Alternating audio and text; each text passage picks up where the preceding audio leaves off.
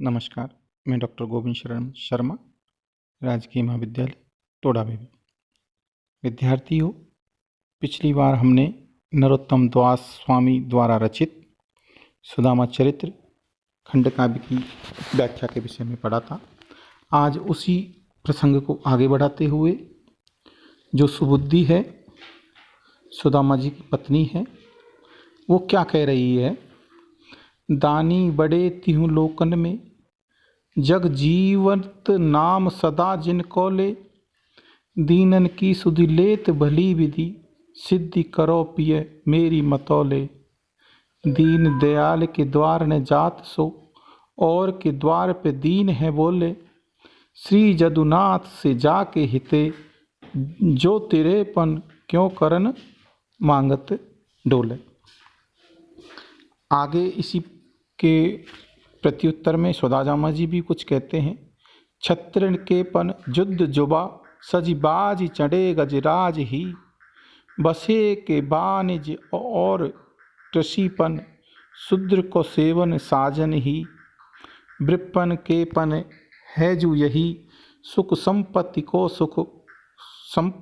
को कुछ काज नहीं, के पड़िवो के तपोधन है, कर्ण मांगत ब्यावने लाजने। अब इनका हम प्रसंग किस प्रकार से लिखेंगे उसके बारे में हम आपको बताना चाहेंगे। प्रस्तुत पद्यांश सुदामा चरित्र खंडकाव्य, जो कि नरोत्तम दास स्वामी द्वारा रचित है।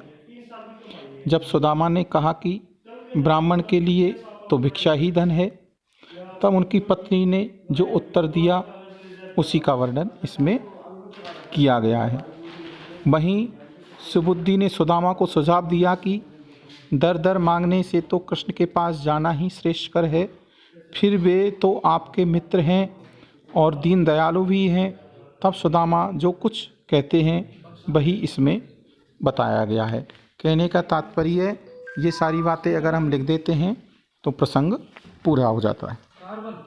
अब व्याख्या हम किस प्रकार से करेंगे। यहाँ पर सुबुद्धि ने सुदामा से कहा है कि कृष्ण तीनों लोकों में सबसे बड़े दानी हैं। सारा संसार उनका नाम लेकर ही जीवित है। वे दयालु श्री कृष्ण दीनों की सहायता अच्छी तरह से करते हैं, क्योंकि वे दीन बंधु हैं। इसलिए मेरा मत मानकर आप उनसे सहायता पाने में सफल हो सकते हैं। सुबुद्धि का यह कहना चाहती है कि आप जो कह रहे हो कि मैं तो भिक्षा से जीवन निर्वाह कर लूँगा, वह जीवन भी तो उन भगवान का दिया हुआ है। परंतु हे प्रिय, आप मेरा सुझाव मानकर द्वारका चले जाइएगा।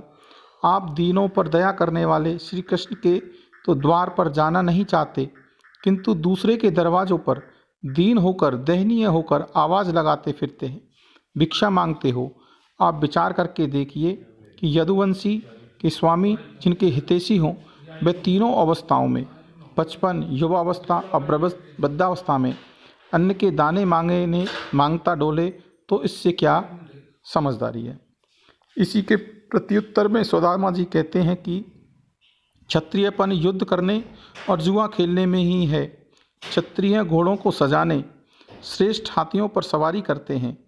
वैश्यों का काम वाणिज्य करना और खेती करना है। शूद्रों का काम सेवा करना है, सेवा कार्य ही उन्हें अच्छा लगता है। और विप्रों का काम पढ़ना और तपस्या करना, और उनका सुख संपत्ति से कोई मतलब नहीं है, कोई संबंध नहीं है। कण कण मांगने में ब्राह्मण को लज्जा नहीं आनी चाहिए। सुदामा कहना चाहते हैं कि हम लोग ब्राह्मण हैं, इसलिए तुम गरीबों की चिंता क्यों करते हो। हमें धन संपत्ति की आवश्यकता ही नहीं है। ये सारी बातें अगर हम लिख देते हैं तो व्याख्या पूरी हो जाती है। अब प्रश्न उठता है कि हम इस टिप्पणी या विशेष में हम क्या लिखें। तो इसमें सुदामा की पत्नी की तार्किकता व्यक्त की गई है।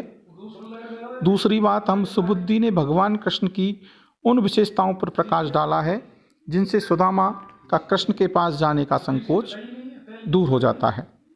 यही नहीं, कवि ने अलग अलग वर्णों के कार्यों के बारे में वर्णन किया है और सुदामा के निर्दोष स्वभाव को भी चित्रित किया गया है।